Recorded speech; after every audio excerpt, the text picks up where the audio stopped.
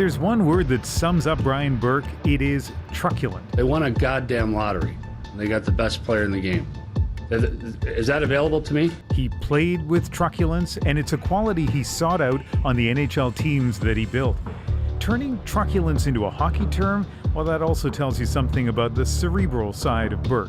Harvard law grad, analytical, but also gruff and fearless, a quality you can see in his current job on Hockey Night in Canada. Whether it's his defense of fighting or his support for LGBTQ causes, You Can Play works to eliminate anti-gay attitudes in sport. We're now joined by hockey players from around the world supporting my son Brendan's simple message. And in part, it's a way for him to honor his son Brendan, who died in a car accident. And he wrote about that in his new memoir, Burke's Law. He was handsome and smart and sweet, and everybody loved him. I know that he would have been a star, and we're going to make sure that his legacy continues. We spoke in his Toronto home, careful to stay distant physically. How are you? Good, how are you? Good. Shake hands, but we're not supposed to. Exactly. We'll stay 6 feet apart here. And the tie remains untied? The tie remains untied. Okay. Hockey fans know who you are, but probably some of our viewers don't. How would you describe yourself to them? Well, I think what people see is the persona I wanted to cultivate as a league executive and a team executive was a gruff, no-nonsense guy. And that's what people think, and that's fine. Okay, so flesh that out for us a little bit. What are you actually like? Well, around my family and friends, I have a good sense of humor. I like to joke around. Like to have a beer, like to talk hockey, like to spend time with my kids. I do a lot of charitable work, and people know about some of that, and a lot of it they don't, and that's fine too. But you know, the outside of your face is still not smiling at this point. Well, I don't smile that much. So. How do you like the TV gig? I love it. I like the people I work for. My bosses are really good, and I like the people I work with. I get to talk hockey. I get to watch hockey. I love it. I want to ask you a personal question. You know, here's a book here with your son, Brendan. Very touching in your book as you talk about his death in a car crash. How has that changed you? Well, I would say it's made me more empathetic, obviously, and got me involved with the LGBTQ community, which is a great blessing. Other than that, I would say it hasn't changed me much. People around me think it has, but I would say I just tried to soldier on. And in terms of your advocacy, support for the LGBTQ community, no active player has come out, identified themselves as being gay. No doubt there are players who are gay. What will it take to change that?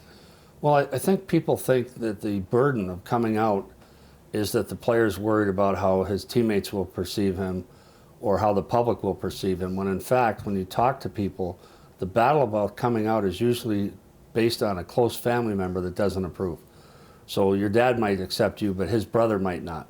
And that's the people I've talked to have wrestled with this decision. It's not about sponsorship or endorsements or how your teammates will perceive you. It's much closer to you than that in your family. But from the outside looking in, hockey seems like such a small C conservative place. And in your book, people are threatening, like executives are threatening to fight each other, and it just seems like a really rough kind of place. And I just wonder if that makes it even tougher for a player who's gay to contemplate coming out. Well, I think there's a culture in hockey that would have discouraged a player like that, but I think that's all changed. I really do. I remember talking to my players about it in Toronto, and they're like, the first guy that comes out will be welcomed. The whole key is, can he help us win? They don't care who he goes home with.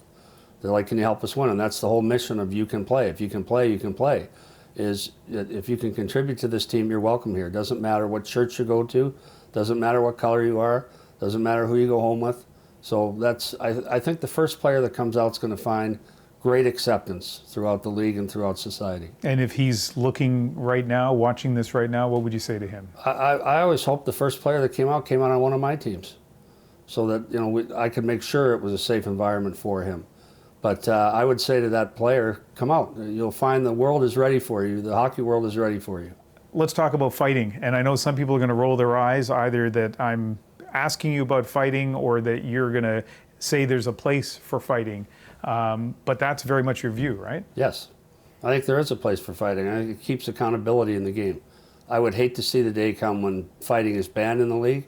I'm sure that day is going to come. but I hope I'm not around to see it. But I'm old enough and a big enough hockey fan that I always just assumed that fighting would be part of the game. But lately I've heard players talk about, retired players, about the lasting damage fighting caused them, you know, broken orbital bones, emotional pain, people who would dread going to the rink because they knew the next day they were going to fight somebody, not as a safety valve, but as a contrived kind of arranged fight. And I just wonder if we've kind of been sold a bill of goods when it comes to fighting. No, I don't think so. If people say you have fighting because it sells tickets, well, if that's the case, we're doing a pretty poor job of it, because you're going to see a fight every fourth game now in the NHL. So if that's the case, that's not it. The stage fight, a lot of times people would say, oh, that's a stage fight, whereas a more knowledgeable hockey person would know that goes back 8 games ago when they played, and that player got a cheap shot in on somebody. I mean, I fought a guy once 2 years after he cheap shotted me. I didn't get a chance to fight him for 2 years, then I fought him. and he said to me, what was that for? And I told him, and he said, he remembered. He speared me in the back of my calf. So that was when I was a junior in college. The next year he turned pro. It was Dave Lumley, played for Edmonton. The next year he turned pro, so I played my senior year. And then the next year I was a rookie in the American League, and I fought him first time I was on the ice with him. So to me, it's not about selling tickets. And the notion that guys would lose sleep and stay up, there were guys that would have 40 fighting majors back in the day. And it was crazy. And the league has legislated that type of fighting out and that volume of fighting out. But the notion that someone runs your goaltender and someone's going to step up and do something about it, I hope we always keep that in the game. You know, the story you tell, you and Dave Lumley, kind of highlights 2 things about you. First of all, you hold a grudge. Yeah, I'm Irish. We're professionals at it. And the other, I almost saw a smile there, by the way. And the second thing about you is you are unabashedly an advocate of fighting, not just on the ice, but I mean, you kind of are willing to fight off the ice as well. Yeah. I mean, there's things that are worth fighting for in my mind. So I'm not afraid of that. I don't apologize for that. I worry that, I'll tell you a story. I was with a guy about 10 years ago now. We were doing a level 6 coaching seminar in Washington. And he said to me, he said, I'm worried about my kids. The boys were 10 and 11. They'd never been in a fight. And he said, when you were a kid, didn't you get in fights on the playground? Didn't you, you know, it was fun, you know, it was something to do. And he said they'd never been in a fight. So these kids now, they look for a grown-up when there's a problem. And we used to just sort it out. And I worry that we're going too far the other way. So for that guy who cultivated this persona of being aggressive and abrasive and truculent, at the end of the book, how should they see you? However they want. I just hope they, I hope that it wasn't this mission to people to say, I want you to understand me and like me. I don't care if people like me. I've never cared and I never will. I'm not running for office. And as I said in the book, this happens routinely. I'll speak to a group and someone will come up to me afterwards and say, you know, I never liked you, but I do now. And as Jennifer, my ex-wife, used to say, you have a chance to make a friend there. Just say thank you. And what I say to the guy is, I didn't care what you thought yesterday, and I certainly don't care today, because I don't. Like the number of people I care about, deeply care about, it's a very small number. So if people, I hope people enjoy the book, first of all. That's why you write a book, that people will enjoy it and learn something from it. And that was my mission.